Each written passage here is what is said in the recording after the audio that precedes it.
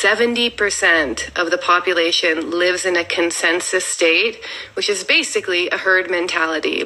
So these are the literal NPCs of the world. So they don't form independent thought. When they want to know what their opinions are on certain topics, they just look to the external world.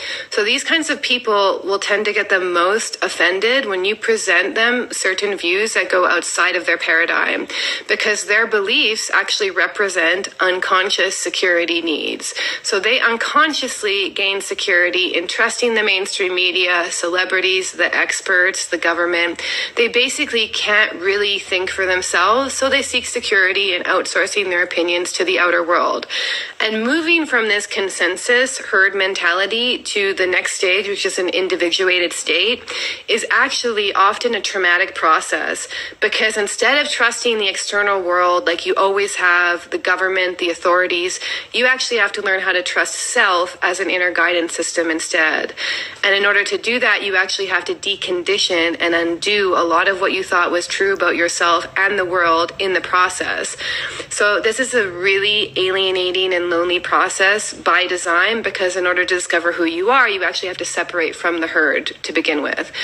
And the thing is, you can't actually force people out of this state. It has to come from an inner calling.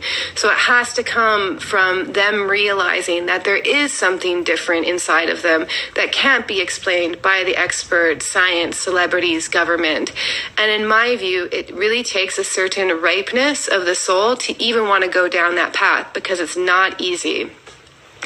Most people will actually refuse the call of their individuation again and again and again, because their unconscious security needs to stay in the unknown, the known rather, of the consensus is so strong.